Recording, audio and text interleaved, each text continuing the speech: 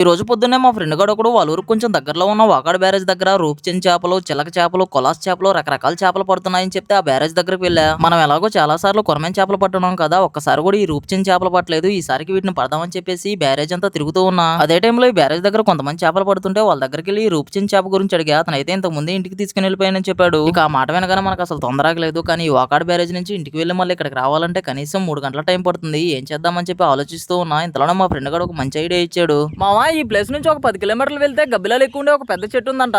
ఈ గబ్బిలాలు ఆ ఊరు వాళ్ళని కానీ వీటిని చూడడానికి వచ్చిన వాళ్ళు కానీ ఎప్పుడు ఇబ్బంది పెట్టలేదంట.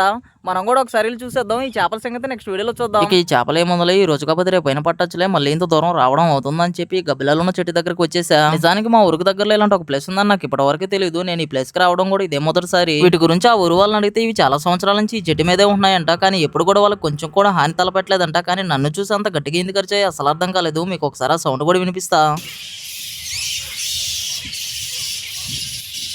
ఇక ఎందుకు ఇలా అరుస్తున్నాయో అక్కడ ఉన్న వాళ్ళని అడిగితే ఈ గబ్బిలాల చెట్టు దగ్గరికి ఎవరైనా కొత్తగా వెళ్తే అలా అరుస్తూ ఉంటాయంట. కానీ ఇలాంటి ఇబ్బంది అయితే చేయవంట. ఇక ఫైనల్ గా ఈ వీడియో ఎలా అనిపించిందో ఒక కామెంట్ చేయమమ్మా.